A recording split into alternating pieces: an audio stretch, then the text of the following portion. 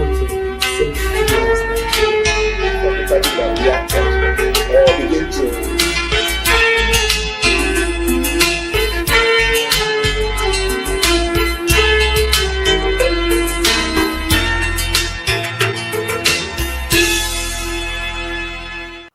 Welcome.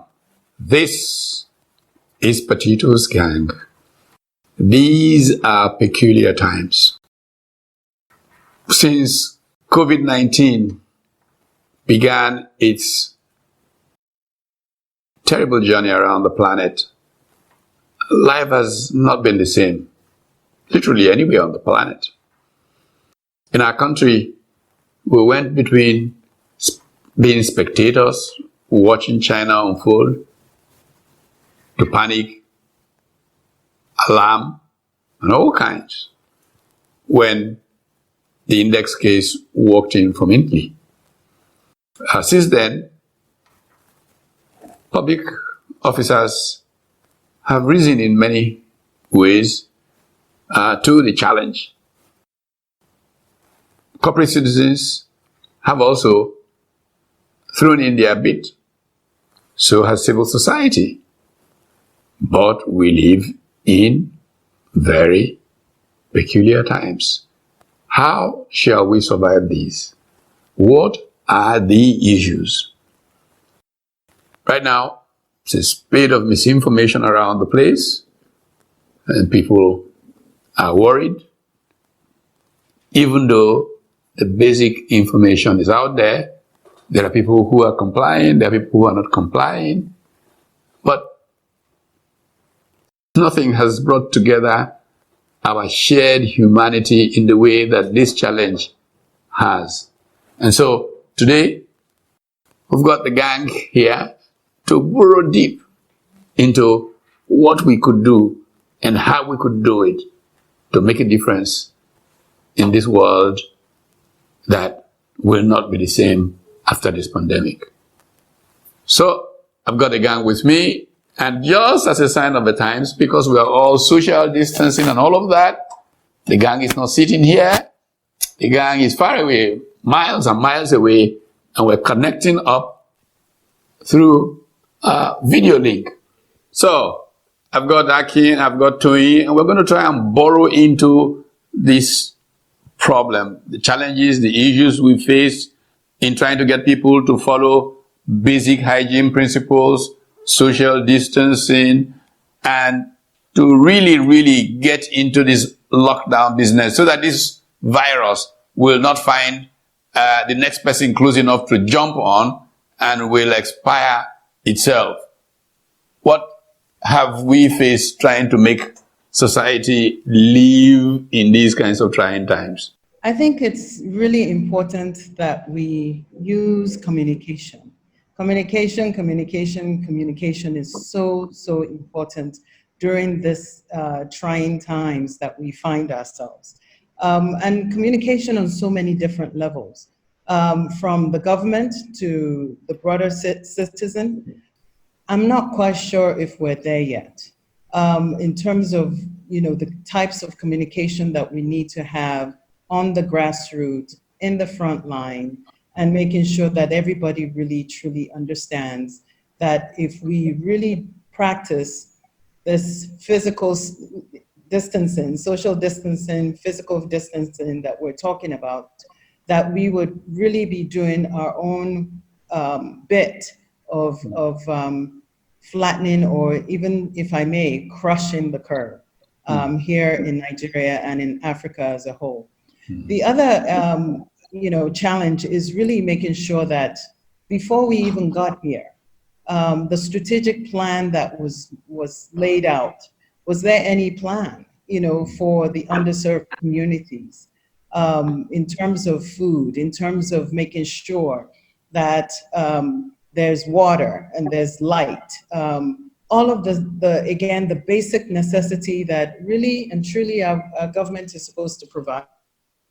Yeah, these things will come again. Let's not assume this is the last pandemic. So it's very critical that we draw lessons from this experience and hope we're around. When we talk about the gravity of the challenge, I sometimes hesitate. I want to deal with the truth of the matter, and I also do not want to frighten people. When the bubonic plague hit Europe a couple of 100 years ago, it took out nearly half the population of Europe.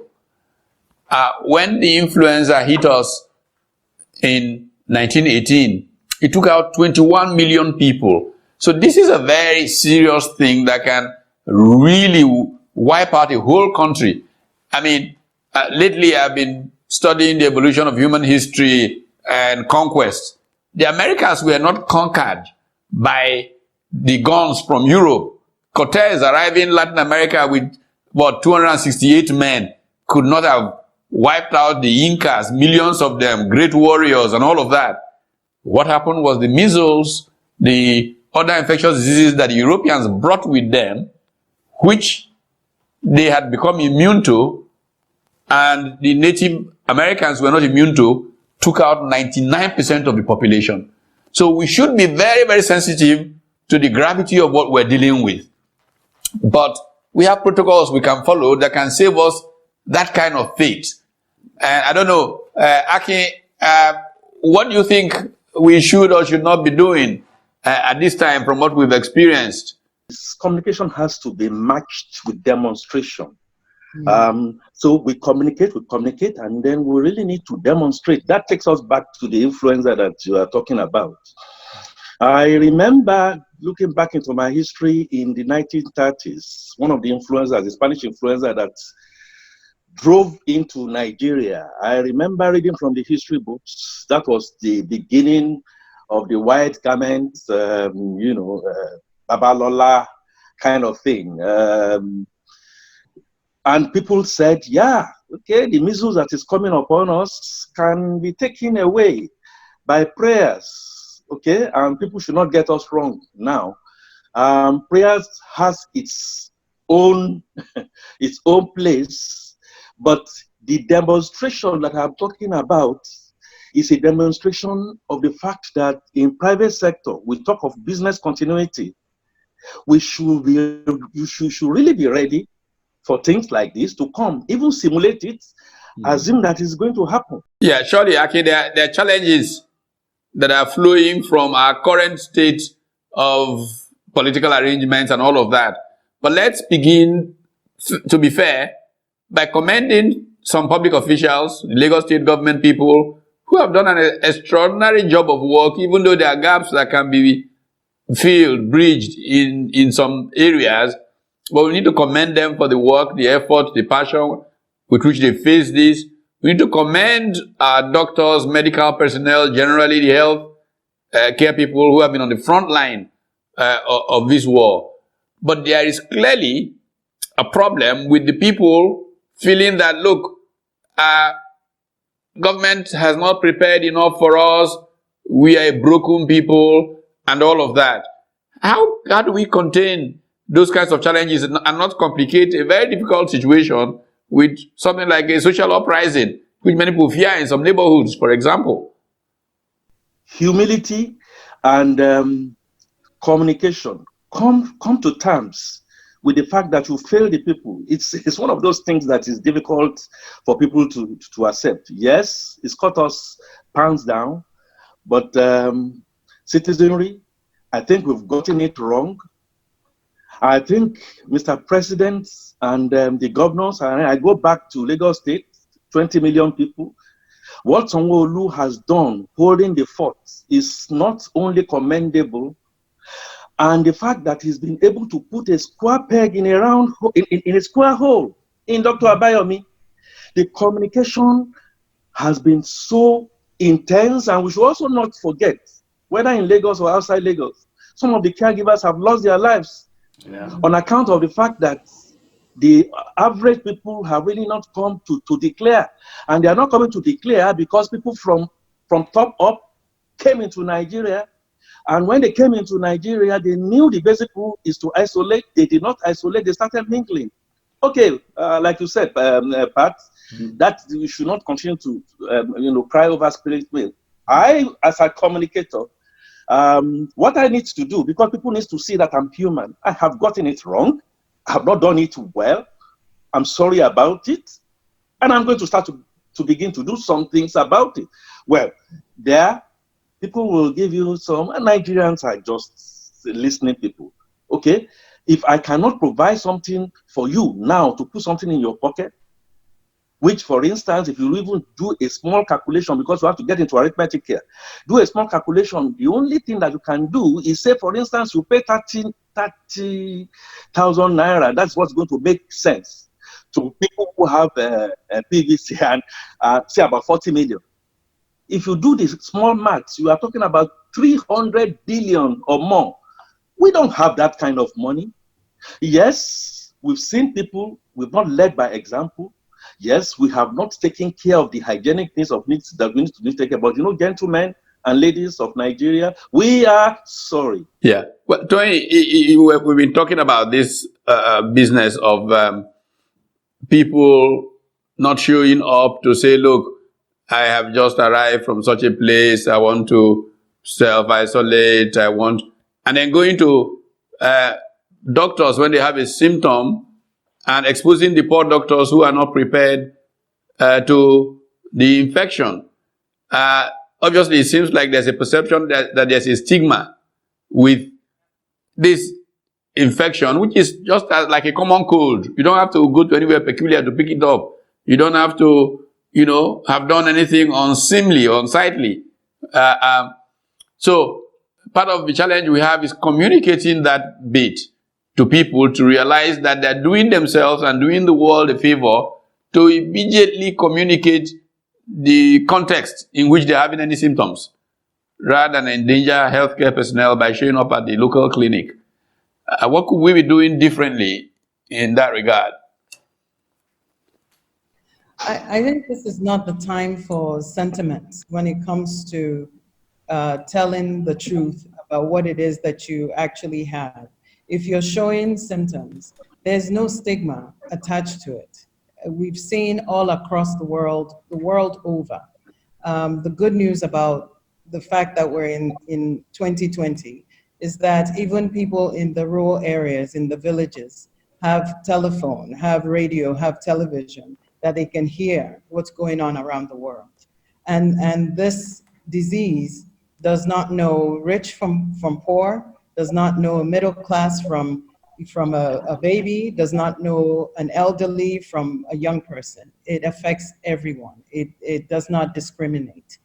But even with that, we need to understand very clearly that if you are showing symptoms, the worst thing you can do is go to a regular hospital. You need to stay home and then call the NCDC number so that they can come and test. And then, the next thing, will come in terms of what the next, what the result will be and then what the next steps should be. But going into a regular hospital is not the answer. And doctors and nurses are really putting themselves in harm's way when you show up. And then obviously they will now be in a situation where they can now also infect other people. So this is a plea to everyone that if you do have symptoms, stay home. Please isolate yourself and then call the number of NCDC to make sure that they know what's going on with you before we now go to in front of go to other places. And I want to take this opportunity really to thank all the frontline workers, the doctors, the nurses, the caregivers, all the people that are on the front line, risking their lives. And really want to make use this opportunity to also say that there's a fund by Sterling that foundation to really support, and the goal is to raise 1 billion naira to support healthcare workers in the front line. And again, given.ng is a place to go to support that fund. We need to really appreciate the work that they're doing because they are really, truly our heroes during these times. And we need to appreciate them and thank them. We got to go for now, and we'll continue our conversation. Okay? This is Patitos Gang.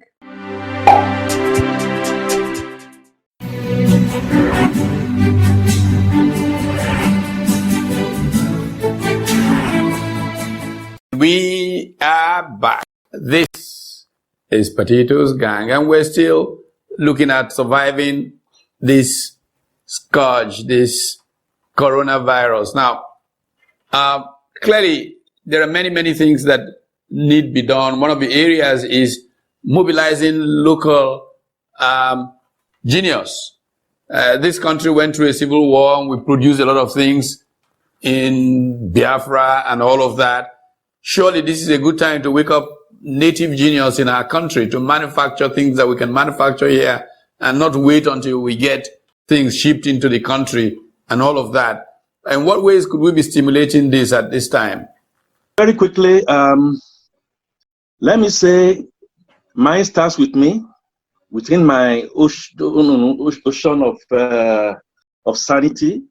I stay in a ward in a place called Isolo, and it's within the Isolo Osho, the local government area. I do not want to look at what my local government and my councillors are going to be doing. I have about 3 or 4 streets around me, and by the grace of God, I am not too hungry. I am not too full either, but I can share whatever it is that I have with those who are a bit of a downtrodden. And one of the things that showed me is a situation where I saw people that were squatting in areas that I never knew people could be squatting. So it led to a bit of enumeration. Who are you? Can you identify yourself? And what have you? So that's number one. Number two, religion is actually the opium of the masses.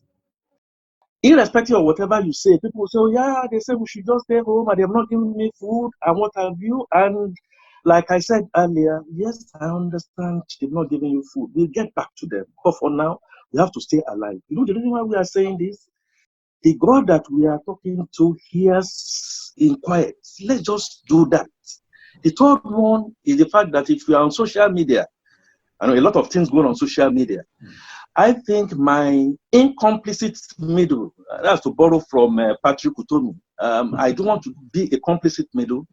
I should not be part of fake news. But there's a news that just come on screen now. A young guy says he can produce ventilators. We should look for these guys, try and encourage them, and not necessarily wait for Abuja or state government before we begin to do a lot of these things. Finally, Lele, who has just joined us, represents one of those business groupings. I wonder what the Nigerian American Business Council they have been hearing in terms of how enterprise can be of value in dealing with this crisis. The reality is that the American Business Council are made up of high-level, top-chip, blue-chip U.S. companies are looking for projects that are structured and projects that are sustainable. To your point, you find someone who says he's able to make ventilators, or we know that there are some. There's an organization that says, okay, we're a car company, but we can also make ventilators. Then we would begin to look at how to support such an organization, either through the council as a body or through certain members who are very interested in being part of this project. Another thing is just borrowing from my friend who just talked about looking at people around their communities and seeing what to do, and also mentioning issues around religion. You can actually tweak religion in a way and manner that would be a sustainable way of distributing to those within your OSCs of influence. So you look at structures around some of the religious communities and say, okay, should we involve some of these religious communities in distributing some of these food products to their members? And because they know those who are poor, those who are suffering, we're able to work through them. And indeed, that's really what we are looking at this point. Whether it's wanting to distribute diapers to public sector, public hospitals, or looking at how to work around food products, leveraging some of our members to help also in the distribution. So these are some of the things that we're looking at. And But, for US companies, more like, let's look at what works. It's not what we think would work. I think we're waiting for a call for volunteers, but what we need to do is not wait. I think everyone can volunteer in their own little way, in their own community, even if it's your security guard, people on your street.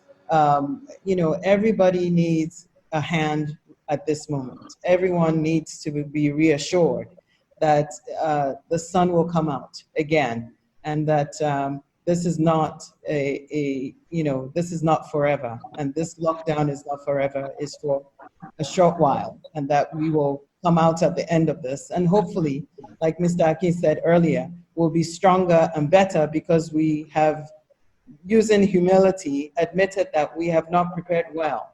And like you said, not, against everybody else, a lot of government officials, including our state here in Lagos, the governor, His Excellency, and the commissioner have done a fantastic job. However, we need to do more. We all need to support what's going on in our little way to make sure that everyone comes out of this better and stronger, and that we take care of all of our infrastructure. Hospitals need to be taken care of, because now we can't go anywhere. We have to be here now. And if anything happens to any one of us, we have to go to one of these hospitals. So we need to now focus. There's a nice article written by someone that I know that says nowhere to run to. In the past, big men ran off to hospitals in Europe and North America and maybe Dubai. Now there are no flights. Even when they have private jets, they are being turned back. So I guess it tells us a thing or two about the need to begin to look inward in developing capacity to do things in our country. You can't say that. You can't say that any better part. The local content, we've always had it in our books, in our vision. We've done that more in breaches than otherwise. My dear lady, Ms. Alele, of the ABC, back in the day in ABC, I hope I heard you well. We are going to be looking for outfits that can do, and that we are not going to be giving money to agencies of government to go do. That will be my prescription. I will also say that I am not comfortable. I have never been comfortable. That even for little things, we really have not shown ourselves to be accountable. Back to communication. All we hear is donations are being made, questions are being asked. Is it in central bank box? Is it in a private account? Who is auditing this? All right. Now, Akin, you were talking about these critical issues, but one of the things that has come out of some of our social networking of social enterprises, civil society, if you will, is the need to create networks of human solidarity. I mean, this can be a very good opportunity for people, companies, individuals to look at their neighborhoods, look at the outlying partners, communities that might be not as privileged, and develop partnerships for support.